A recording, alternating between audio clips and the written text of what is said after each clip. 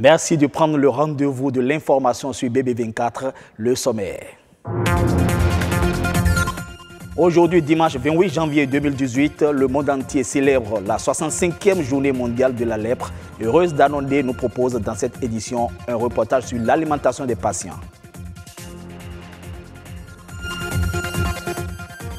Plaidoyer pour une lutte anti-tabac efficace au Bénin, la société civile se mobilise. Un compte rendu de Yasmine Damata pour nous éclairer dans cette édition.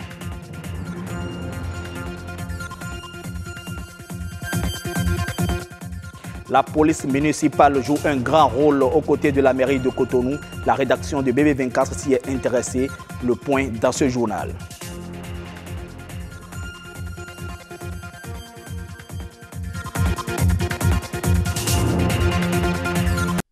Mesdames, Mesdemoiselles, Messieurs, bien bonsoir. Le Bénin célèbre ce dernier dimanche du mois de janvier la 65e journée mondiale des lépreux. Dans la commune d'Abomey et ses environs, on retrouve quelques malades. Pour le traitement rapide et efficace de ces patients, un accent particulier est mis sur l'alimentation. Heureuse d'Anondé était au centre de traitement de la lèpre de l'hôpital Saint-Camille de Davougon pour constater.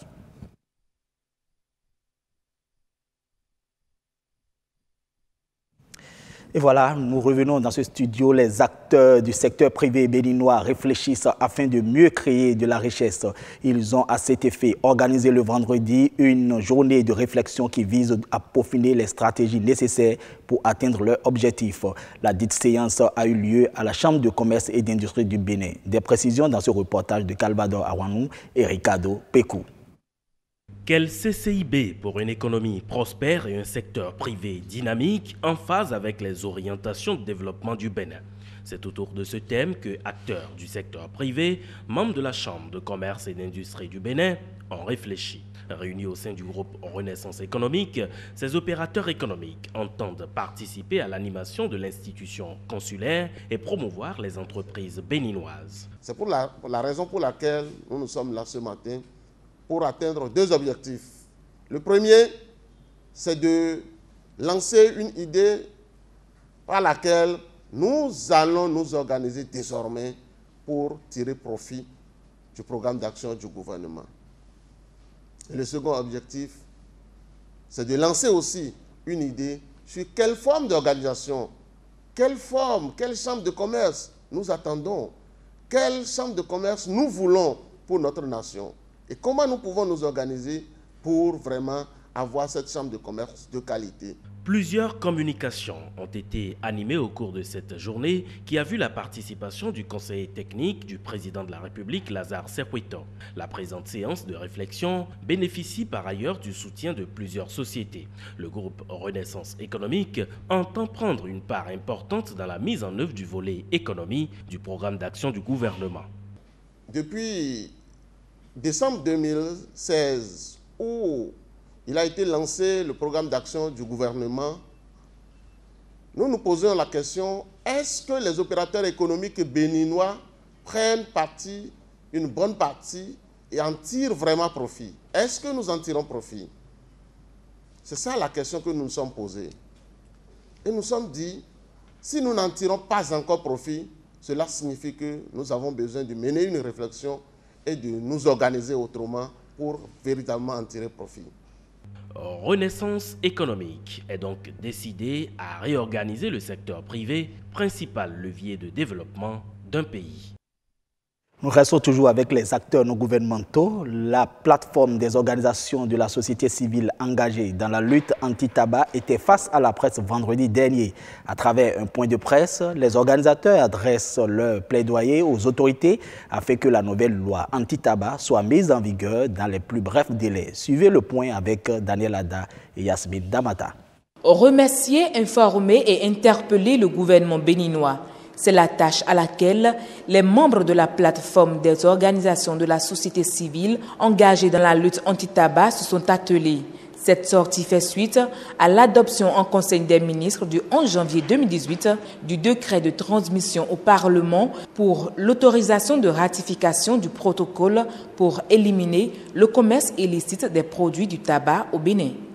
À travers cet acte, il affiche sa détermination à doter le Bénin des moyens efficaces de lutte contre le commerce illicite des produits du tabac et ses dérivés. Car ce protocole vient compléter la convention cadre de l'Organisation mondiale de la santé, l'OMS, pour la lutte anti-tabac que le Bénin a ratifiée déjà depuis novembre 2004. Nous réitérons nos remerciements aux parlementaires pour avoir fait déjà le premier travail et nous leur demandons de faire le reste pour que le bouquet de la lutte contre le tabagisme qui constitue les différentes lois soit mis en ordre pour que le Bénin puisse s'en servir. L'accent a été également mis sur la consommation abusive de la chicha par la jeunesse, sans oublier la vente de l'alcool frelaté. Nous sollicitons la clairvoyance des députés à autoriser la ratification par le chef de l'État.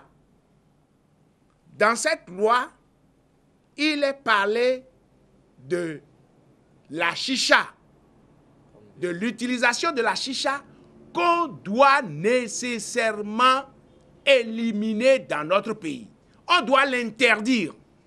Certaines mairies du Septentrion se plaignent déjà de ce qu'il y a un nouveau produit dans le Septentrion que les gens appellent sodabi, qui est produit à la base de formol. Les acteurs engagés dans la lutte anti-tabac invitent donc les autorités à divers niveaux à plus de vigilance. Contrôle routier, interpellation, lutte contre l'insalubrité, telle est la mission de la police municipale, une institution de la mairie de Cotonou chargée d'assurer l'exécution des arrêts de la mairie. Elle s'occupe essentiellement de la police administrative, mais quel est le quotidien de ces agents et quels sont les attributs de la police municipale? Élément de réponse dans ce reportage de Eunice Kiki, Ulvaes Balogun et Jules Akoyiko. 8h30 au carrefour d'Edokpo. À cette heure d'affluence, ces agents de la police municipale se dépêchent comme chaque matin de réguler la circulation. C'est un carrefour stratégique, non loin du marché d'Antopa, souvent embouteillé. Donc, notre présence sur le terrain, c'est pour faciliter la libre circulation des personnes et des biens. À la direction de la police municipale, la journée a démarré ce lundi à 8h. Après la cérémonie de la montée des couleurs. Elle a essentiellement pour but de faire jouir les populations des avantages de la propriété, de la salubrité et de la sûreté dans les rues, dans les lieux publics. Créée en 2012, la police municipale est aujourd'hui dotée de 114 agents, dont 8 officiers et 106 gardiens de paix. Le premier maire, M. Nicéphore Soglo, a dû sentir le besoin d'avoir une police au niveau de la mairie. Et c'est comme ça qu'il a posé le problème au niveau du gouvernement. Après tout, ils se sont entendus, la création a été faite. De jour comme de nuit, ces agents sont au service des Cotonois. Vous les envoyez sur le terrain maintenant, ils vont faire le travail. Il y a des moments où la police nationale nous sollicite dans les ghettos pour tout casser, c'est la police municipale. Loin d'être des polices concurrentes, nous sommes plutôt des polices complémentaires. Elle ne fait pas une enquête, appréhender un voleur et faire une procédure et le déférer. Elle n'a pas cette capacité-là. Elle peut arrêter un voleur et le mettre à la disposition de la police nationale. Mais 5 ans après sa création, cette police peine encore à jouer pleinement sa mission. Selon le recensement de 2013, la ville de Cotonou abriterait 779 314 habitants, soit un ratio d'un policier municipal pour 6 850 Cotonois. Nous n'avons pas les moyens de notre politique. Avec le peu de temps nous disposons, Nous essayons de donner le meilleur de nous-mêmes en attendant des jours meilleurs. Néanmoins, certains citoyens estiment qu'ils sont indispensables pour la sécurité locale. À l'absence des policiers, ils dirigent parfaitement la circulation pour qu'il n'y ait pas d'accident. Aux heures de pointe comme midi, les policiers municipaux sont acculés et laissent leur travail. Nous souhaitons que l'État leur vienne en aide.